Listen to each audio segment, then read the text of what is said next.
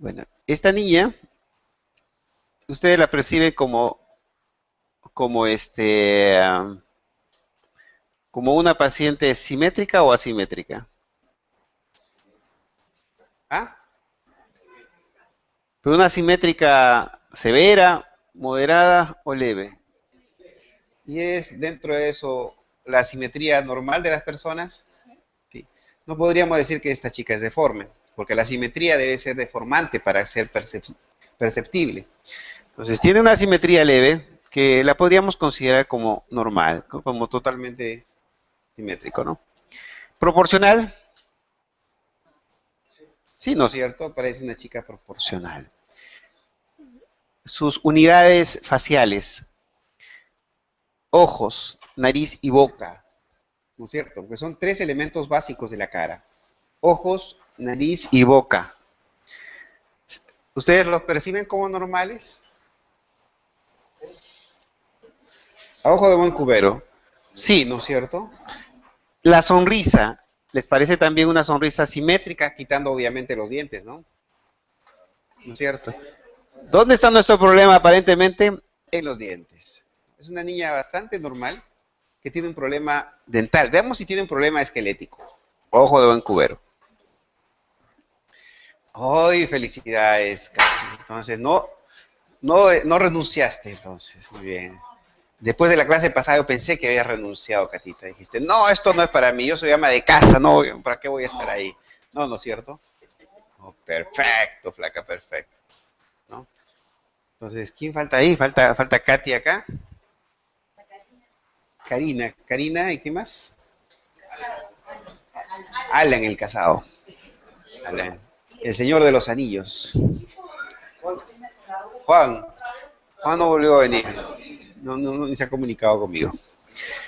Entonces, perciben ustedes que el patrón esquelético de este paciente es un patrón esquelético de clase 1, clase 2 o clase 3.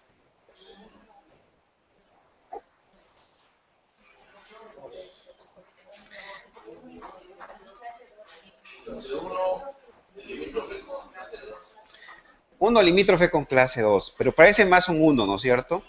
Tiene un buen mentón, está bien ubicado con respecto a la frente del mentón. Sí, ¿no es cierto? Pareciera de que no es problema de mandíbula. Y maxila de repente por el labio, ¿no? Un poquito levantado. ¿Han visto la nariz?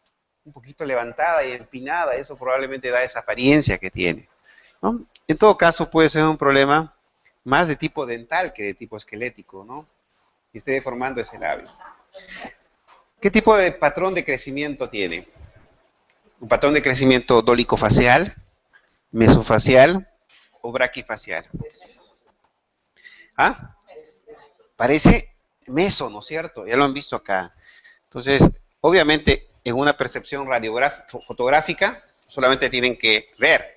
Pero si estuviera con el paciente al lado, tiene la posibilidad de poder palpar el borde de la mandíbula, rama y borde inferior de la mandíbula. Y de a partir de eso te da una percepción si es que esa mandíbula está creciendo en sentido vertical, en sentido horizontal o en sentido proporcional. Los tercios de la cara de este paciente son tercios proporcionales, son tercios que alguno de ellos está alterado, están proporcionales, ¿no es cierto? Entonces, parece una niña que está creciendo normalmente, que tiene un problema eminentemente odontológico. Toman unas fotografías intraorales y ustedes pueden percibir acá que se trata de un paciente de clase. Acá estamos en vis a vis. Allá también estamos en vis a vis. Se trata de un paciente con maloclusión de clase 2. Primera o segunda división. Primera porque el overjet es mayor a 2 milímetros. Y además tiene un problema, tiene apiñamiento, ¿no es cierto? Anterior, ¿verdad? Anterior. Entonces, este es un paciente que está en crecimiento. Y voy a poner los valores acá para entender más o menos cefalométricamente cómo está. ¿La foto, esta historia? Todavía no. Ya, no importa. Ya, entonces. Muy bien. Entonces, si vemos acá, ¿cuánto creen que exista de apiñamiento superior? ¿Cuál es la discrepancia arco-diente superior e inferior? Veamos a ver. ¿Cuántos milímetros le falta arriba para que entren los dientes?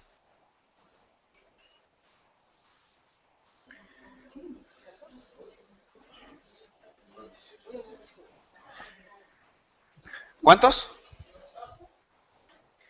Miren, para que este canino entre acá, acá hay 2 milímetros. Este mide 9. 9 menos 2 ya serían 7. Para que este entre acá, 9 menos 4 serían 5. ¿No es cierto? En los laterales, tal vez 1. ¿Cuántos milímetros hay ahí? Ya no importa, no importa. 15 milímetros. O sea, arriba tienes una discrepancia negativa de 15 milímetros, aproximadamente. Eso lo vamos a verificar con el estudio de modelos. ¿Está bien? Veamos acá. ¿Cuántos milímetros me falta abajo? ¿O me sobran? Entonces, por percepción así general, 11 milímetros. ¿Ah?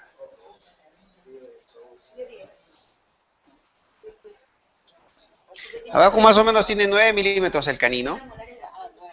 Hay molares deciduas, segunda molares deciduas que son más anchas. Entonces, ¿cuánto tendremos de discrepancia abajo aproximadamente? Miren, acá este es un gran tamaño. Entonces, cuando esta molar, acá más o menos entrará una premolar, así miren, este tamaño de acá, acá vendrá otra premolar, ya está el canino acá. Hay que mover los dientes para allá, acá. Diríamos que nos faltan aproximadamente unos 6 milímetros.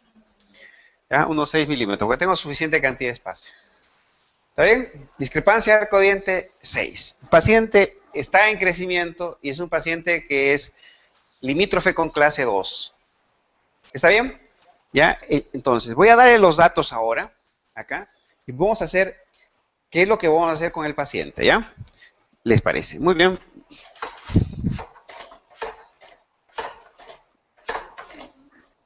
¿Qué pasó? La niña tiene 10 años tiene. 10 años. Veamos. Vamos a quitar esto. Hay que apagar eso. Para que se vea todo en la pizarra. Metemos acá. Claudia Villafana. ¿Está bien? Edad. 10 años. 5 meses. Entonces escribe así. 10 años. 5 meses. Femenino. Y al hacer su prueba, está por entrar al pico máximo de crecimiento. ¿Ya?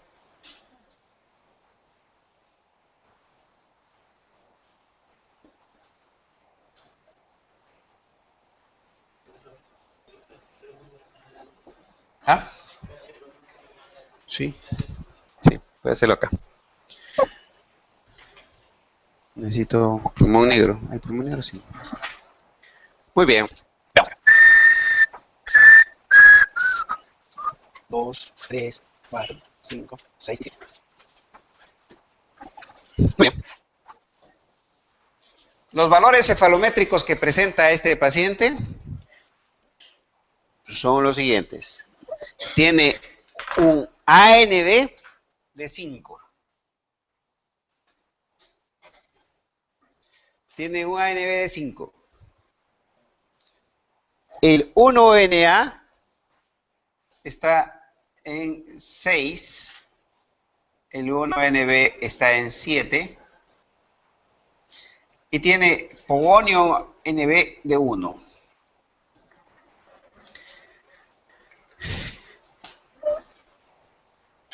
Entonces, quien sepa leer esta cefalometría, ¿el ANB es este o no? ¿Este qué es? 1Na, este, 1NB y este, pogonio NB, ¿verdad? Ahora bien, me está diciendo que es un clase 1, clase 2 o clase 3 esquelético. Clase 2 esquelético. ¿Limítrofe con quién? Con clase 1. La cefalometría nos confirma lo que estábamos sospechando, pero nos está diciendo además que se trata de un paciente de clase 2, que va en progreso a clase 2. ¿De acuerdo? Y que es un problema de maxila y no mandíbula. Tiene un problema de maxila. Por eso es que la niña, ustedes han visto esto, ¿no? Su trompita hacia arriba. Crecimiento que proviene del cráneo que está llevando la maxila hacia adelante. ¿Me entiende? Entonces, cuando vean a un paciente y lo ven así, es un problema que proviene desde la base del cráneo y que a veces se complica con un problema respiratorio, que hace que todo esto vaya hacia arriba. ¿De acuerdo? Entonces, en ella tenía un problema respiratorio, no muy grande, lo tuvo mientras estaba en ventanilla, y que luego cuando se trasladaron a la Molina desapareció. ¿No? O sea, los problemas de alergias pueden acentuar el problema de crecimiento que tenga un paciente. Muy bien. De acuerdo a este esquema, tenemos a los incisivos protruidos, ¿no es cierto? ¿Sí o no? Sí. Pero se trata de un paciente cuyas características faciales requieren protrusión o no. De acuerdo a sus características étnicas. ¿Qué tinte pinta más en ella? Por así decirlo, ¿no? Negroide, cobrizo, caucasoide, mongólico, cobrizo, ¿no es cierto? Se nota que es cobrizo. Es una niña linda, cobriza, ¿verdad? Pero que requiere, para su constitución normal, que los incisivos estén un poquito protruidos. Eso es normal. Igual pasa con los mongoloides, en este caso los orientales, requieren un poco de protrusión. No los podemos dejar con los dientes caucásicos, ¿me entienden? De manera que entonces ahí tienen ustedes la capacidad de poder aceptar, en cuanto a milímetros, pueden colocarlo en un extremo. Muy bien. De acuerdo a esto, entonces, de acuerdo a nuestro análisis, nosotros podemos hacer las dos percepciones. Y esto es lo bonito que tiene este análisis. Una percepción desde arriba y otra percepción desde abajo. Entonces, si tú tienes una forma de ver de acá arriba y otra de acá abajo, estableces una igualdad. ¿De acuerdo? Una igualdad. Veamos. Miren cómo se analiza este caso con crecimiento. Entonces, ya sabemos entonces que esta paciente que está en crecimiento, ¿esto es un punto a favor a nosotros o no? ¿Sí o no? Es un punto a favor. ¿Podemos utilizar el crecimiento? Sí. ¿Y por qué tenemos que utilizar el crecimiento? Ahora se lo voy a explicar. Porque este ANB lo tenemos que corregir. Porque si no, no nos va a permitir los objetivos de tratamiento. Entonces, hemos dicho que el ANB se puede corregir a la mitad más 1 siempre y cuando nosotros vayamos a utilizar, ¿no es cierto? Siempre y cuando vayamos a utilizar, ¿qué cosa? Ortopedia.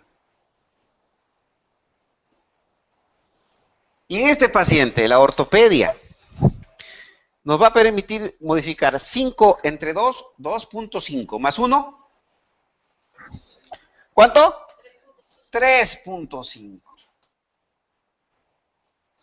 Significa que voy a pasar a ser un clase 2 leve o un clase 1. Un clase 1. Voy a pasar entonces de clase 2 a clase 1. ¿He mejorado o he corregido? No he mejorado. Has corregido porque has pasado de 2 a 1. Entonces, tu objetivo de tratamiento, en base a esto, dices, corregir el patrón esquelético. ¿Se dan dando cuenta? Ahorita vamos a, porque el propósito de esta clase es que vayamos a un plan de tratamiento. O sea, vayamos a establecer diagnóstico, objetivos de tratamiento y plan de tratamiento secuencial. ¿Estamos? ¿Sí? Muy bien. 3.5 acá. ¿Cómo voy a lograr este cambio? ¿Cómo voy a lograr? Entonces, vamos a graficar el proceso. Ustedes decían,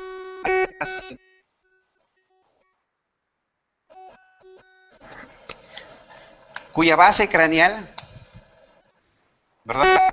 Base craneal,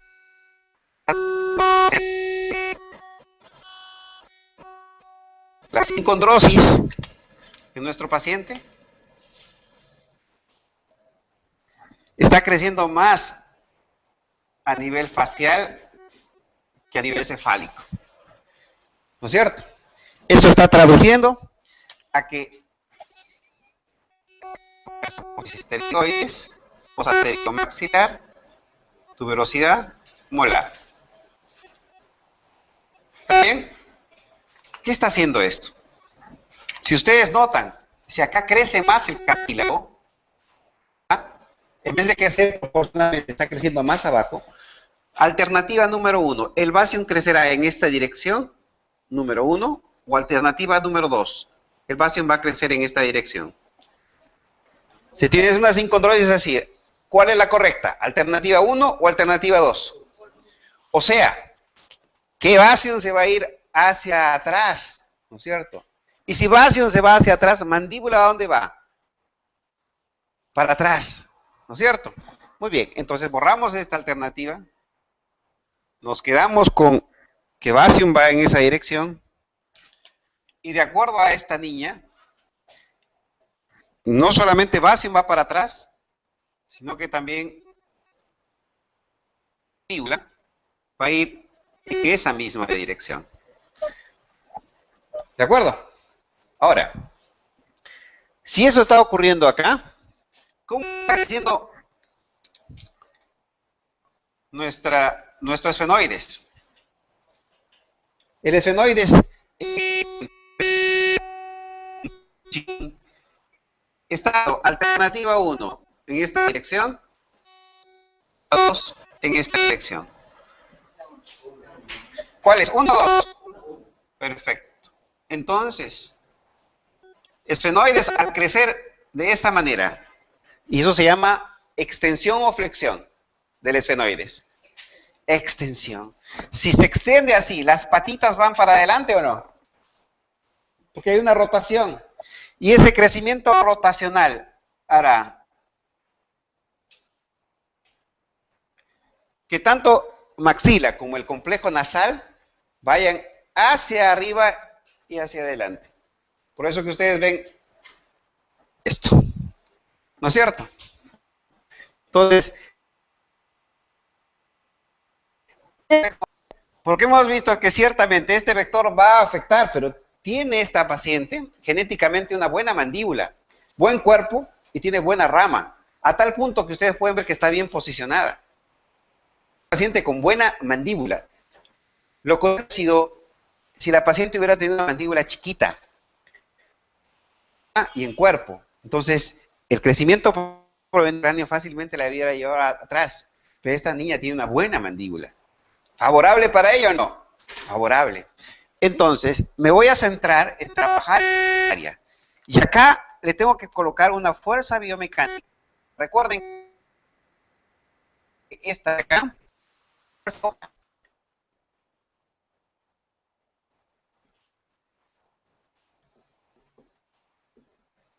una fuerza biológica que proviene de la genética del paciente. Y la genética se expresa a través de las suturas, de los cartílagos y del crecimiento primario que tienen los huesos. Ese es el sello que nos imprimen nuestros padres. Por eso que nuestros hijos se parecen a nosotros. Si nuestros hijos tienen esas características parecidas a las nuestras, no dudes, es tuyo. Ya, ese es el ADN. ¿Ya? Los cacharros de nuestros hijos se parecen a los nuestros, así que si tiene esta característica, ¿no es cierto? Es una fuerza biológica que proviene de la genética. Lo que hace el ortodoncista es introducir una fuerza biomecánica. Una fuerza biomecánica, un vector biomecánico. Y ese vector biomecánico debe ir así. Para que sea capaz de afectar. Para que sea capaz de afectar. ¿Me entienden? ¿Qué aparato irá? En este caso es un arco extraoral. Ese arco que ven ustedes acá, ese arco extraoral, es un arco extraoral que lo que va a hacer es crear un movimiento biológico contrario al que tiene el paciente. Grande. ¿Lo entendieron?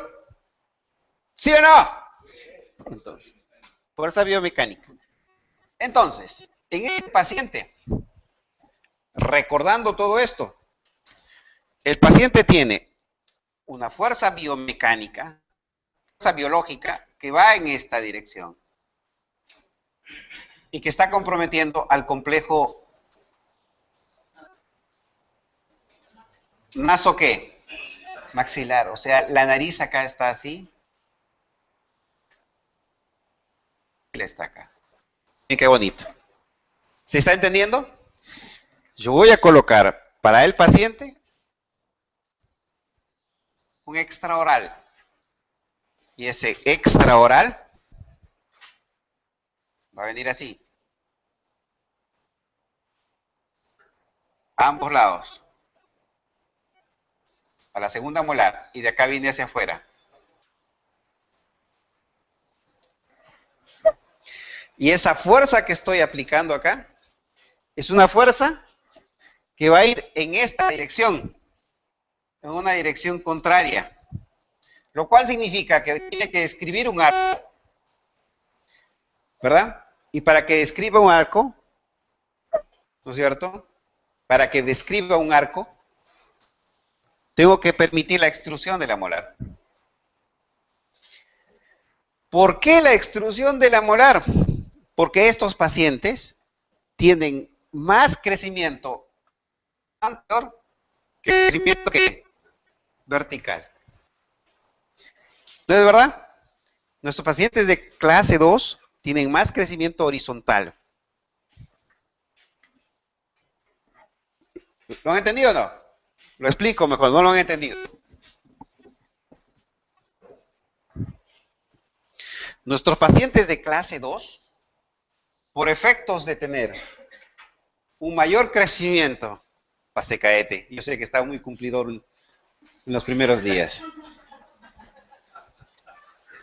Pero trata de llegar temprano. Veamos. La sutura, ¿no es cierto? Perdón, la sincondrosis está provocando un vector de crecimiento horizontal, ¿no es cierto?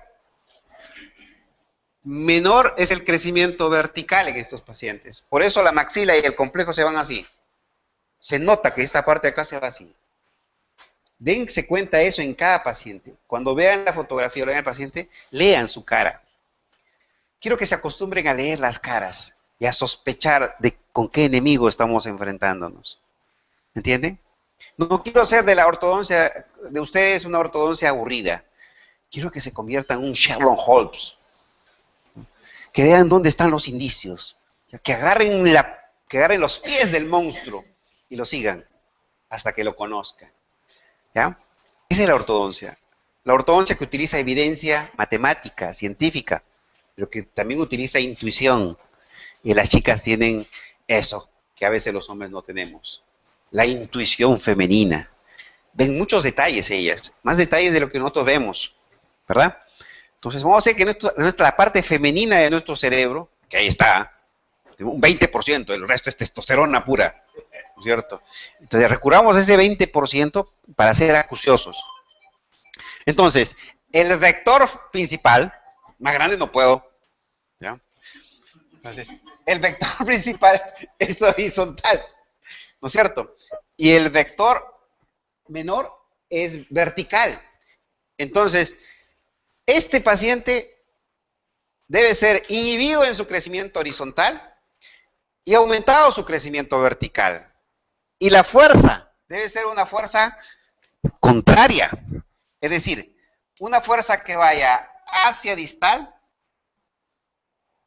pero que además también me produzca un componente vertical. ¿Me entienden? Porque si voy hacia atrás, imagínense yo, acá estoy yo, esfenoides, ¿no es cierto?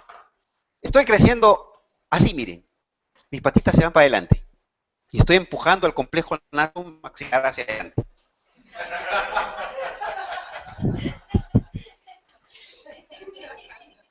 ¿Se dan cuenta? Pero estoy más hacia adelante y a la maxila no la procuro que crezca hacia abajo, porque necesitamos los dos para que nuestra maxila vaya proporcionalmente hacia abajo y hacia adelante. Entonces, si estoy creciendo así, tiene que venir una fuerza biomecánica. ¡Pum! Ponen el estradal y yo, ¡chan! ¿Qué pasó? Dicen, ¡chan! Bien anclado. Entonces, si agarran ahí, yo esfenoide que estoy acá, trato de ir hacia adelante y tengo una fuerza contraria, y que además es constante, ¿no es cierto? Ya no puedo crecer ahí. Nada. ¿Me entienden? ¿Por qué? Porque es una fuerza de este tipo. Entonces, si a las patitas del esfenoides, ¿no es cierto?, que son nuestro punto de contacto con la tuberosidad, le imprimimos una fuerza de distalización, estamos inhibiendo el crecimiento rotacional hacia adelante. Y al ser extrusivo, le estamos dando un crecimiento vertical que no tenía. ¿Qué estamos haciendo con esto? Redireccionando el crecimiento. ¿Me entienden? Redireccionando el crecimiento. Por lo tanto, para que sea un efecto extrusivo, es necesario que sea cervical. Y no puede ser alto. ¿Me entienden? O sea, la tracción puede ser alta o en un arco extraoral. Ya vamos a ver en el capítulo que nos toque. Voy a hacer un adelanto. La tracción puede ser alta, media o baja. Alta o parietal, ¿no es cierto? ¿De acuerdo? La media, que es parieto-occipital, y la baja, que es cervical. Entonces, si acá está el extraoral y jalo de acá para abajo, estoy provocando un movimiento extrusivo de la molar. Y ahí alguien con cierta razón va a decir, pero Doc, si pongo una tracción alta, ¿verdad? Si pongo una tracción alta, acá, la molar se va a extruir, pero si pongo una tracción baja,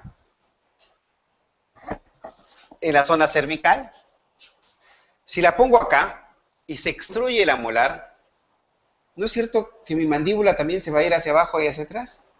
¿No es verdad? ¿Verdad? Pues bien, ¿qué pasa cuando se extruye? Sus contactos se hacen prematuros en primeras molares. ¿No es verdad? Se te extruye la molar, al momento de cerrar, ¡clac! Tu AN va a cambiar, se va a poner más clase 2. Sería lógico, ¿no es cierto? Eso es siempre y cuando todo fuera estático. ¿Qué pasa inmediatamente que tú tienes un punto de contacto prematuro? Dos cosas. O lo desgastas o buscas otro contacto. ¿Es más fácil llevar la mandíbula hacia atrás o hacia adelante? Si yo tengo contacto prematuro ahí y llevo mi mandíbula hacia adelante, ¿no es cierto? Porque ahorita está en clase 2, no hay una relación cúspide-fosa. Pero yo tengo la posibilidad de llevar la mandíbula hacia adelante. Y si la llevo hacia adelante, empiezo a provocar esto, miren. El neuromuscular automáticamente empieza a buscar la fosa.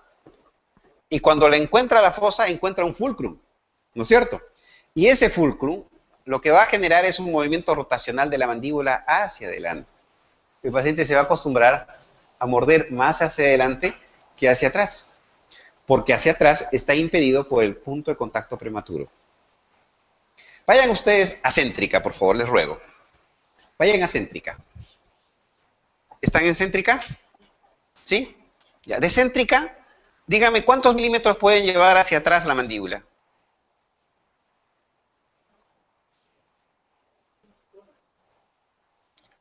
Los que más puede llevar medio milímetro o 1 milímetro, ¿no es cierto?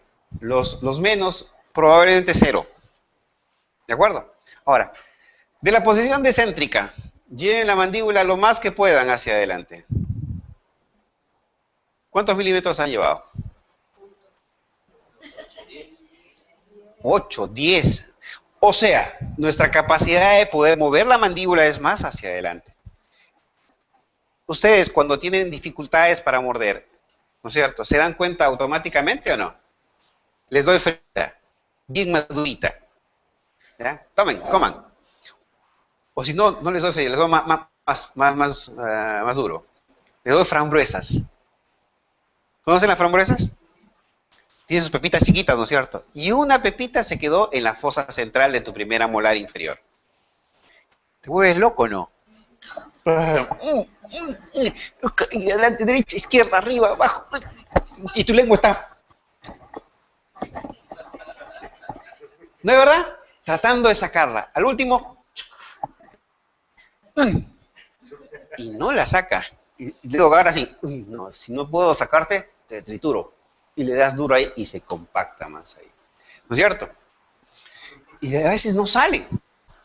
¿No? ¿Y qué haces? En la noche estás... Y amanece después, no sé qué ha pasado. Pero ya no la sientes. ¿Qué ha pasado con tu mandíbula? Tu mandíbula ha hecho esto, mira así. ¡Clic! Se puso de costadito. ¿No? En el mejor sitio de acomodo. Eso se llama adaptación. ¿Me entienden? Se ha adaptado. ¿Me entienden? Y eso se da en todos. Si te pongo un extraoral y la molar se extruye, busco otra vez la relación cúspide-fosa. Pero esa relación cúspide-fosa, ¿no es cierto? Me dice, llévate la mandíbula un poquito más adelante y es mi articulación la que poco a poco se adapta. ¿Gracias a qué? A que tenemos un menisco. Y el menisco tiene esa posibilidad de poder cambiar, deformarse, formarse, crearse, recrearse, según las necesidades que tiene la oclusión. Si no tuviéramos menisco, destrozaríamos nuestra articulación. El menisco tiene la posibilidad, ¿no es cierto?, de poder modificarse, al igual que estos meniscos que están acá. Claro, claro. Hay un estrés. Es un estrés adaptativo. Es lo mismo que cuando ustedes juegan fútbol. ¿Quiénes han jugado fútbol? A ver. Las chicas son las que levantan, los chicos no. Que tú eres pura dinamita en este lado, dinamita en la otra. ¿Ah? ¿Nunca has jugado fútbol? Tú has jugado más básquet, ¿no? Sí. Tú has jugado fútbol, claro. ¿Qué pasa cuando uno juega fútbol? Cuando uno agarra y eres medio cubillas, ¿no? O sea, que llevas la pelota por acá. Llega un momento en que te empiezan a doler las rodillas. Sobre todo si eres los que driblean, te duelen las rodillas. Claro, los que son arqueados son mejor todavía porque tienen más equilibrio.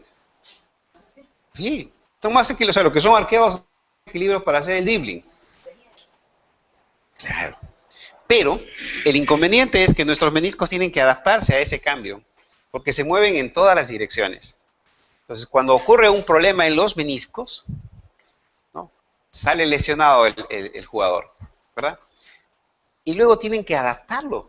Una vez que sana el menisco, una vez que cicatriza el menisco, tienen que adaptar a ese jugador. ¿Y qué es lo que hacen? Los ponen encima de una pelota, esas inflables grandotas, lo suben. Ahí está la pelota, ¡pum!, lo suben. ¿Listo? Lo agarran ahí, ¿listo? Ya. Mantén el equilibrio. Empiezan a hacer esto. ¿Y qué es lo que están haciendo? Están remodelando ese menisco. Lo están readaptando otra vez para esos movimientos. ¿Me entienden? Lo mismo va a ocurrir con la articulación. Estos pequeños cambios que hay acá hacen que se remodele el menisco. Y es por eso que, incluso con las prótesis mal adaptadas que ustedes colocan en boca, cuando se les escapa ahí, la articulación temporomandibular se adapta a eso. Como decía el doctor Rocabado, lamentablemente nuestra articulación temporomandibular se adapta a los dentistas, a lo que hacemos en boca. ¿Quién no se acuerda cuando recién empezó? ¿Cierto? Coloca sus primeras coronas y no quiere tocar absolutamente nada, ¿no? A ver, muerde. ¿Lo sientes bien? Lo siento un poquito alto. Te vas a adaptar, vas a ver, en una semana no hay problema. Eso pasa, eso es al principio. Sí, el paciente dice, ¿saben qué? Sí, los primeros días me dolió, doctor. Más, me han salido unos conejitos acá. Pero eso pasa, eso pasa. Y estás en casa, ojalá que le pase, ojalá que le pase. Viene después de 2 meses y te dice, ¿qué tal? ¿Cómo está? Perfecto, doctor, ahora puedo comer cancha, lo que sea. Solo era eso, una adaptación. Se ha adaptado.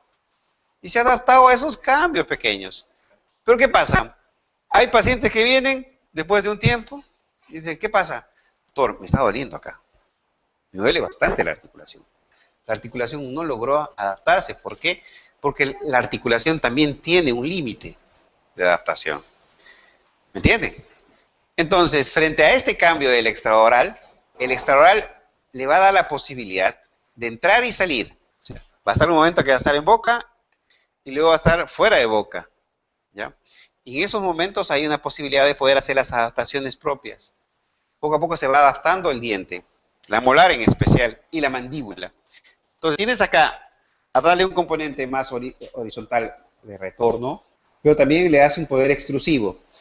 Entonces, al darle un poder extrusivo, la axila crece hacia abajo, que es lo que no tenía, redireccionando el crecimiento que le da la sincondrosis.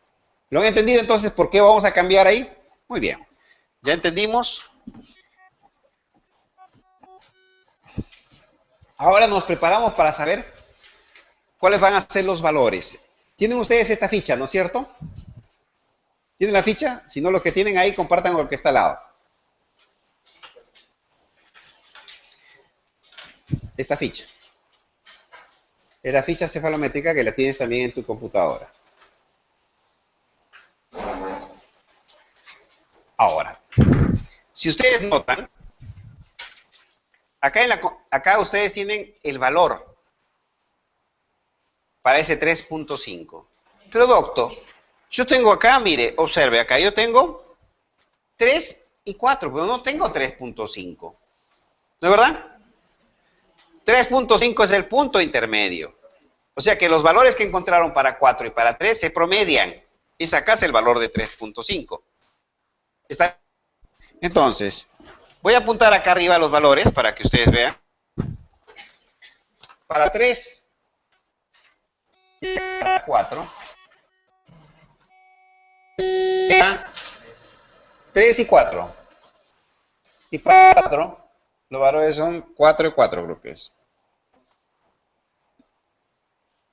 2 y 4.5.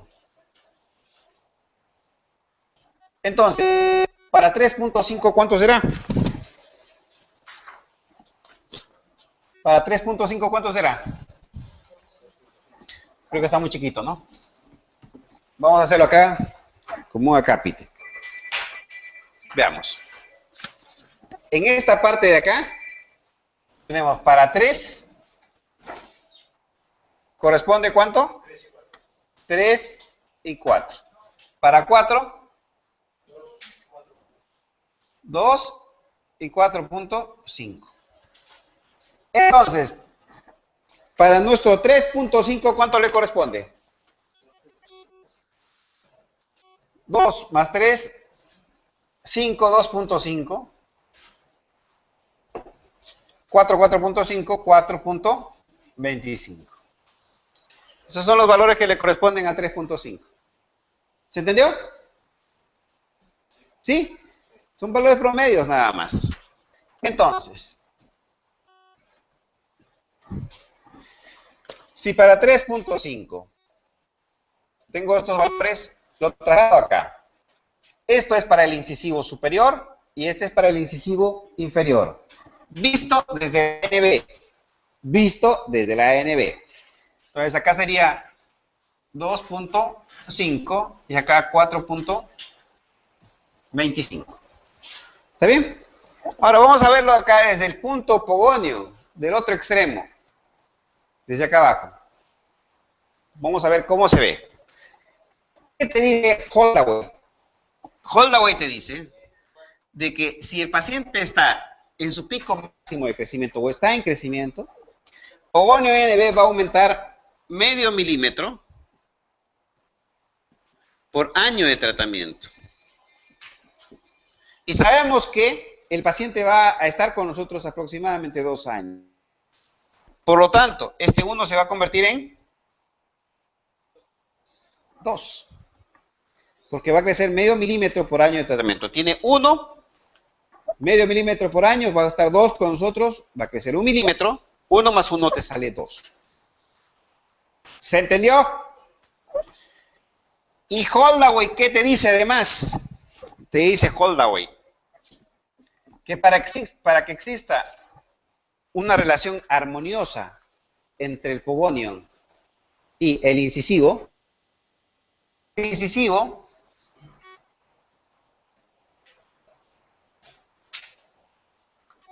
deberá estar a igual distancia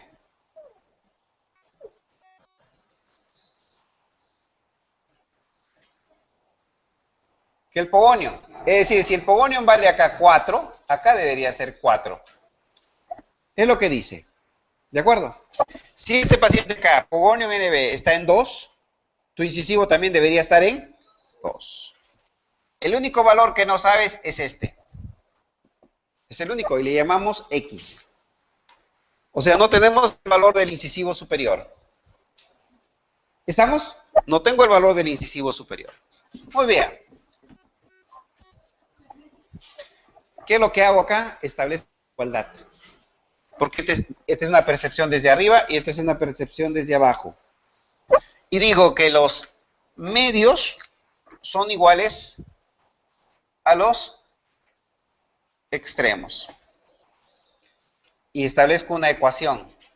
Sería 4.25 más X es igual a 2.5 más 2. Donde X despejando sería igual a ¿cuánto? 0.25. Entonces, por primera vez entonces acá, a partir de esta estadística o esta ecuación matemática, mi valor será de 0.25. ¿Se entendió? Esa levantadita de nariz de Gladys, no lo entendí. ¿Lo has entendido? ¡Salud, Edith! ¡Salud! ¿Un pisquito? Pisquito para... ¿Ah, es alergia? Muy bien.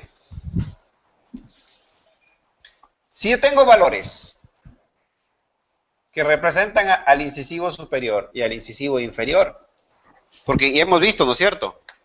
¿Esto qué es? ¿Incisivo superior o incisivo inferior? ¿Esto también es incisivo superior o no? ¿Este es incisivo inferior o no? ¿Este también es incisivo inferior o no? Por lo tanto, vamos a armar ahora nuestra propia llave. Decimos, para 3.5 me corresponde hallar un promedio, ¿no es cierto?, de los incisivos superiores. Más 0.25, ¿cuánto sale? 2.75. ¿Entre 2?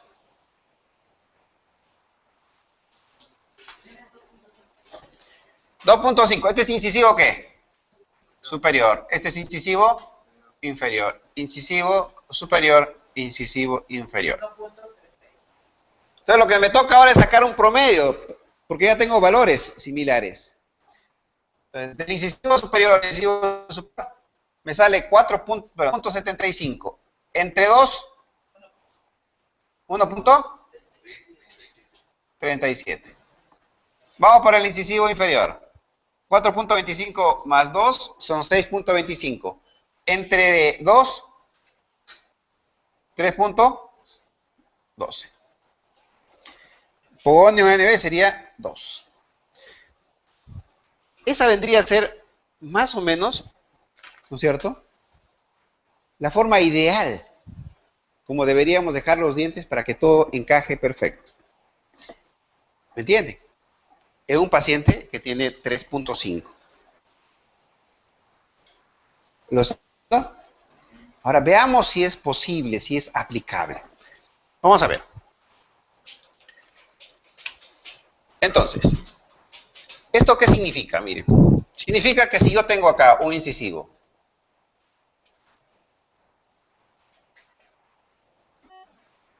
que está protruido 7 milímetros,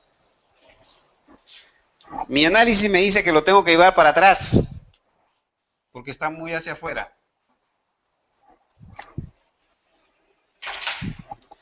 Me dice, Fernando, lo tienes que llevar para atrás y lo tienes que dejar en 3.12 para ser muy exactos. O sea, ¿tengo que retruirlo o lo tengo que protruir? ¿Cuántos milímetros?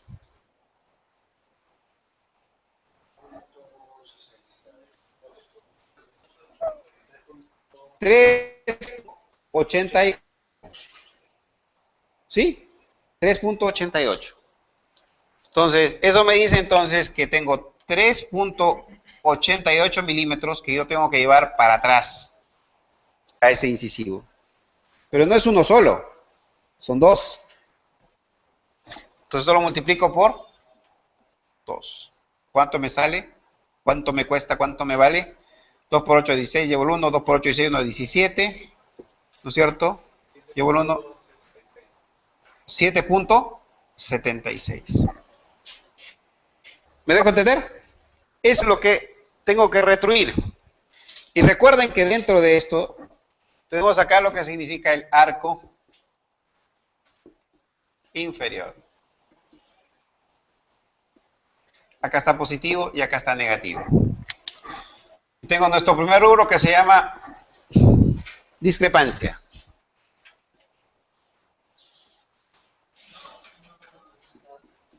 ¿Cuánta discrepancia tengo en el arco inferior?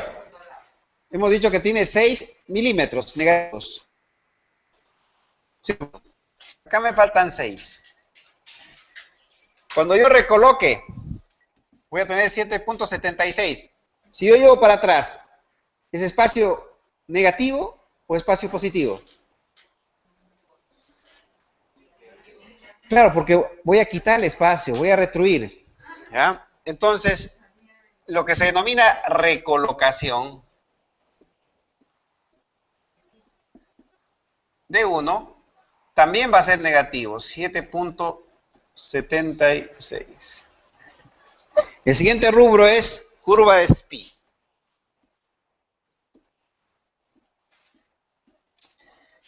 En este paciente la curva de Spee es plana. ¿Ya? O sea, no tengo problemas con curva de Spee, es 0. ¿Qué más? Migración, recolocación de 6, eso todavía no lo hemos visto, pero hasta acá, ¿cuántos milímetros necesito para poder eliminar la discrepancia cefalométrica y la discrepancia arco-diente? Ahí nomás, ¿cuántos milímetros necesito?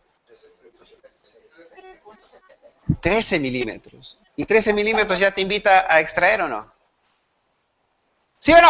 Sí. Claro, es bastante. Casi 14 milímetros. ¿Estamos? ¿Qué hacemos? Tenemos una alternativa. Vamos a ver.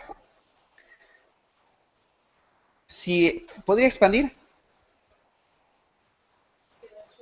¿Ah? Este es su pico máximo de crecimiento, ¿no es cierto? Podría expandir 13 milímetros, es casi el tamaño de una molar. Y ustedes han visto, no hay espacio, entren. ¿No es cierto? Me va a faltar. Expansión no.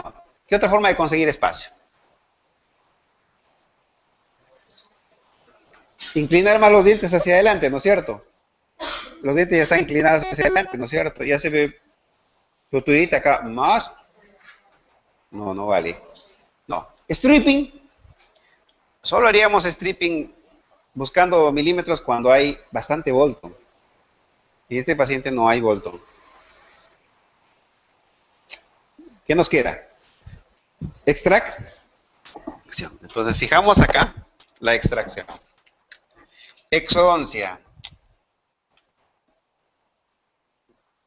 Las exodoncias de las 4 primeras premolares, de primeras premolares. ¿Qué habíamos dicho con respecto a las extracciones de las primeras molares? Sí. ¿Cuánto se pierde? 1/3. Si estas juntas van a aportar 15 milímetros al arco, si hacemos estas de primera premolar, perdemos 1/3 por la biomecánica. ¿Qué vendría a ser? 5. Hasta acá, si se dan cuenta, ¿no es cierto? Necesito 13.76, 18.76. O sea que necesito tener un anclaje mínimo. ¿Moderado? ¿Cuánto nos da moderado?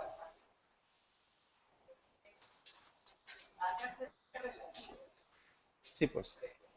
3. Pero todavía nos faltarían 0.76. O sea que necesitamos anclaje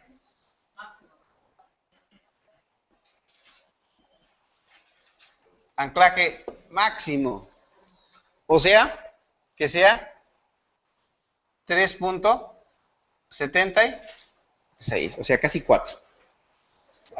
O sea, en este paciente, lo que voy a hacer acá está el total, es 18.76 y 18.76. He equilibrado mis espacios. Entonces, ¿qué te está diciendo acá este tratamiento? Te está diciendo, oye, fíjate, tú vas a necesitar hacer un tratamiento ortopédico. ¿Con qué?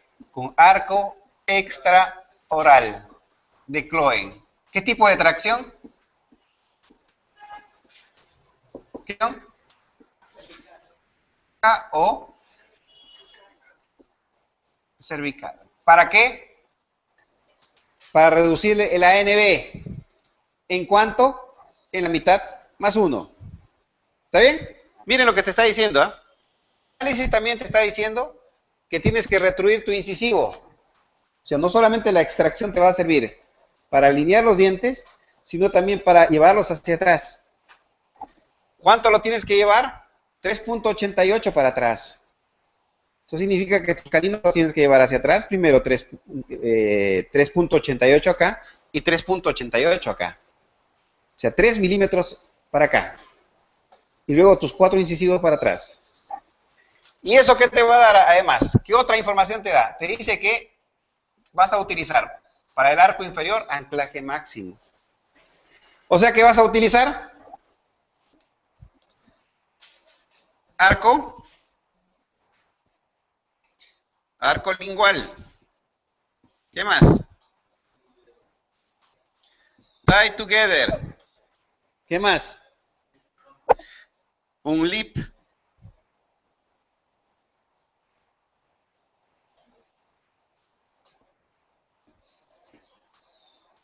Un lip bumper. ¿Se dan cuenta? Entonces el paciente va a tener arriba un extraoral y abajo un lip bumper. ¿Entienden? ¿Dejo entender? ¿Qué más te está indicando en todo esto? Te está indicando que tienes que hacer un tratamiento con exodoncias de primeras premolares. Si extraes abajo, tienes que extraer arriba. ¿Se entendió? Fernando, al hacer el lip bumper, va a evitar a que se inicialice la primera molar inferior. Eso no sería contraproducente para el paciente por una cuestión de fisiologismo o de comodidad. Él está prácticamente con la extraoral tratando de buscar otra vez esa relación de fosa, porque al introducirse la superior se va a formar los contactos prematuros. Entonces, para poner el lip bumper, prácticamente lo estamos dejando para que siga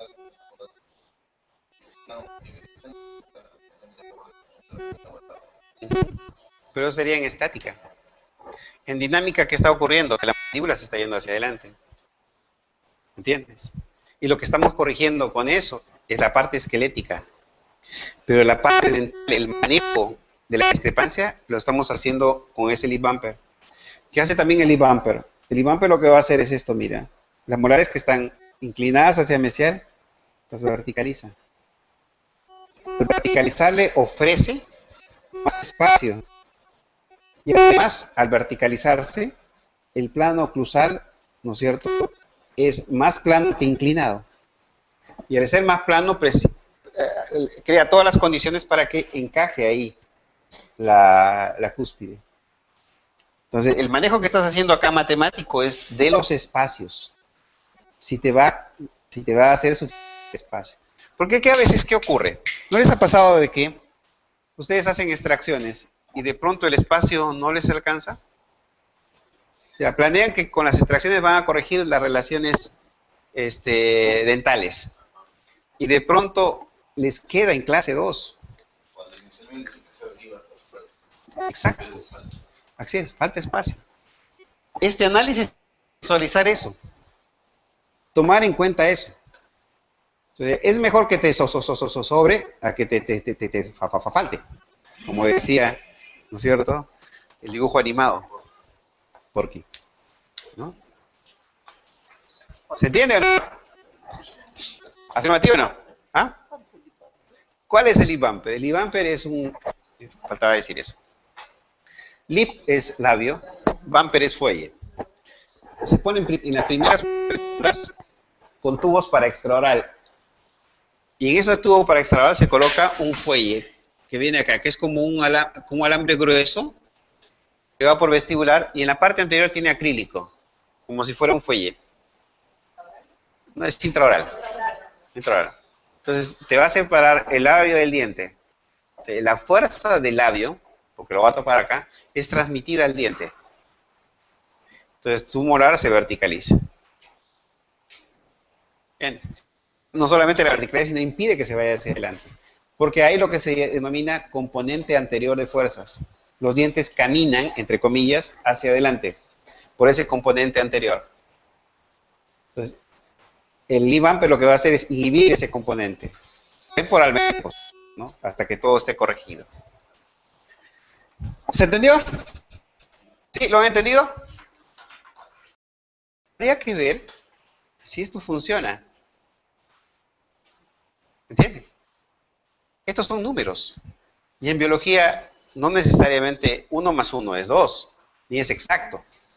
Pero es una proyección matemática. Es con lo que hacen los ingenieros. Los ingenieros dicen, vamos a una fuerza contensiva de 800 toneladas, ¿no es cierto?, por metro cuadrado en esta represa. ¿No es cierto? Creemos que es lo que el cemento que se le va a colocar ahí va a resistir. Pero son proyecciones. Proyecciones seguras, pero ¿a qué tanto por ciento de probabilidad que el evento ocurra? En biología, ¿saben?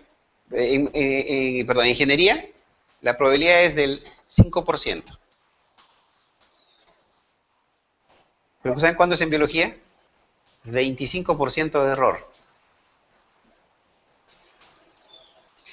En las cosas que son factuales y materiales puedes proyectar hasta un 5% o un 0 o 1%. Pero en biología, rara vez es menor al 25% de predicción. Entonces, de 10 veces que tú hagas este análisis, aproximadamente vas a tener 7 veces en que vas a lograr más o menos eso. ¿De acuerdo? Ahí me están viendo la barriga antes que... ¿Se entiende? Y obviamente un 3% que va a ser negativo, ¿no? 7 veces aciertas, 3. Ahora, doctor, ¿es cierto que voy a retribuir ese 3.88? Eso sí se cumplen todas las variables perfectamente. Si ese niño usa su extraoral como corresponde. Si tu biomecánica es buena. ¿Entienden? Pero si no tienes un niño que te hacen así más o menos, tu biomecánica no es tan buena, probablemente los números aumenten, ¿no?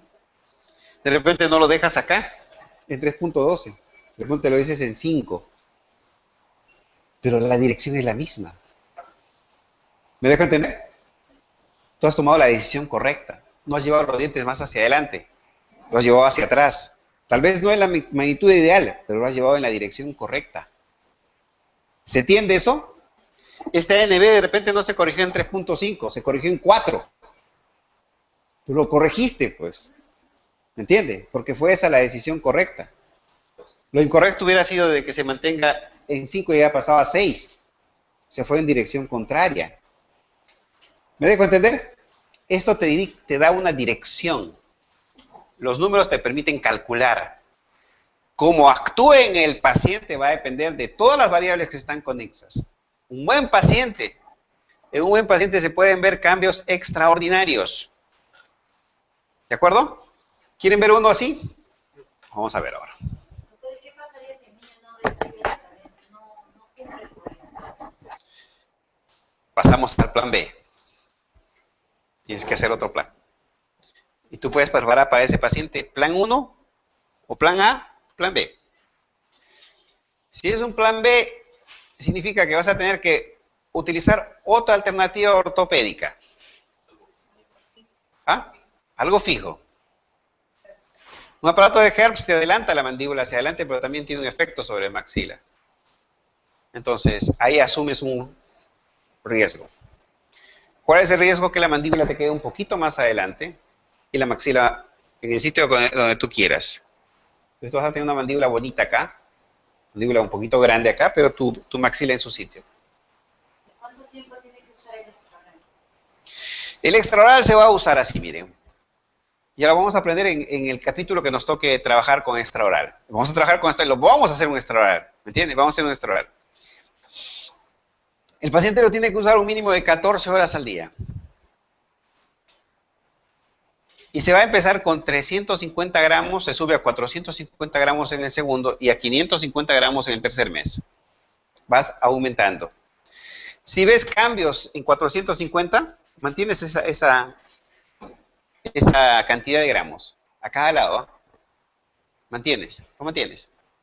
No lo cambies. Pero si en 450 gramos al siguiente no ves cambios, le puedes agregar un poquito más. Pero siempre empieza con fuerzas ortopédicas leves y vas aumentando para ver en qué fuerza este paciente va a reaccionar completamente bien. ¿Cómo se hace el extraoral? Lo vamos a ver. ¿Cómo se hace? Por supuesto, durante el pico máximo de crecimiento, unos 6 a 8 meses bien usados, está bien. 14 horas continuas. Pobrecito, mi hija tenía un ANB de 9, María Fernanda. ANB de 9. Recuérdense que yo provengo de una familia coneja. Yo he sido conejo, bien conejo. Papá conejo, hijos conejos. María Fernanda tenía 9, pero Andrés tenía una ANB de 12. Mi hijo mayor, ustedes lo conocen, Andrés. ¿No conocen a Andrés? Todavía no lo conocen, ¿no? Pero tenía pues a Andrés le he tenido que hacer doble herpes para corregirlo. En la dentición mixta y en la dentición permanente. Y aún así solamente llevaban a 4. Él ahorita tiene un ANB de 4. Pero 12, imagínate. Entonces sí. Ahora el herpes no se lo puede sacar. María Fernanda lo usó porque era una chica disciplinada. Es una chica ordenada, disciplinada, corajuda. Una chica de costumbres. Ella bien podría ser japonesa, ¿no? Como decíamos en esto. La disciplina para ella es una chica brillante, ¿ya? Pero además eso es disciplinada, ordenada. Como su mamá más o menos. Desgraciado.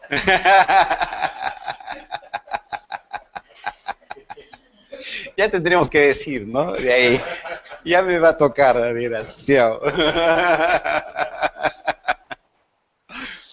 Entonces lo usó. Pero no todos los pacientes son así. Pero 14 horas al día significa que va a salir con ese aparato. Nunca salen de la casa con el extraoral. Nunca. En la casa se lo ponen y duermen con el aparato. Y en la etapa de crecimiento donde más crece es en la noche. Y lo tienen que... ¿Ah? Sí, normal. No, tú tienes que hacer bien el aparato extraoral. ¿Ya? De manera que es solamente algo que está acá. Entonces, ellos duermen con almohadas redondas. 2 almohaditas redondas. Una acá, como las japonesas, redonditas ahí. Ponen ahí, ahí está. Duermen bien. Duermen bien. Se acostumbran. Igual la máscara facial. Son aparatos ortopédicos. Y si el paciente lo usa, el aparato funciona maravillosamente. ¿Me entienden? Doc, y si tampoco quiere el herpes, cuando no se puede hacer lo que se debe, se hace lo que se puede. Porque ahí tienes una variable que no te permite trabajar. Entonces, Programas al paciente como si fuera un paciente sin crecimiento. Y tienes que programar, además de que ese ANB puede variar a más, si es que tiene condiciones para que crezca más. O sea, que se ponga un ANB de 5. ¿Cuándo programarías a que ese ANB se va a 5? A 6, perdón. ¿Es un paciente dólico, meso o braqui? Si el paciente fuera dólico, ¿la mandíbula va a ir hacia abajo y hacia atrás o no? Ese paciente va a progresar a más ANB. Pero si fuera un braqui, yo podría pensar de que ese paciente me va a ayudar en su proceso de crecimiento. Otra alternativa es aplicar MIU, pero también tiene que usar los elásticos. Es un paciente bien difícil acá en Perú, en Lima. No tiene cultura de esa área, ¿no? En otros países es normal. Tú lo ves a los chiquillos con sus aparatos, ahí con sus enormes, que son mis frenos. Y también tienen los otros frenos, sí, normal. Le dicen así, frenos. Están con su estral tranquilos. Se está corrigiendo. Claro, los empiezan a bullear, pues acá. Empieza a bullear. Seguramente cambiará eso en el momento en que todos buscan bracket, todos buscan sus aparatos. Normal. ¿Entendieron? ¿Sí? Sí. Bueno, dice en anclaje máximo, el 376, ¿de dónde viene el valor? Yo acá, mira, fíjate, si tú sumas acá, te sale 18.76. ¿No es cierto? Entonces, tú te preguntas acá, he obtenido 15, ¿verdad? ¿Cuánto necesito de anclaje para no perder estos 5? Voy a sacar de acá, ¿no es cierto? ¿Cuánto necesito acá? Acá me faltan ¿cuánto? 3.76. Entonces, 3.76 está dentro del anclaje leve, moderado, máximo. 3.76 está dentro del anclaje máximo. Y ahí pongo todo lo que tengo que poner. ¿Me entendieron?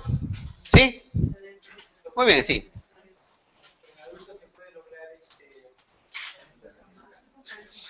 Mira, con las técnicas convencionales, el reposicionamiento mandibular no es tan posible. O sea, veamos.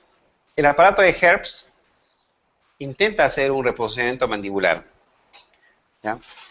Pero el gran cambio que va a haber es más dento-alveolar. ¿Me entiendes? Ahora, he visto que con la aparatología de MIU se logra un mejor reposicionamiento mandibular. Pero tampoco es mucho. También los cambios son dento-alveolares ahí, en su mayoría. Por eso es tan importante hacer que el paciente sea tratado en el mejor pico de crecimiento. Muy bien, vamos a tomarnos un break. Y luego hacemos un caso de paciente sin crecimiento.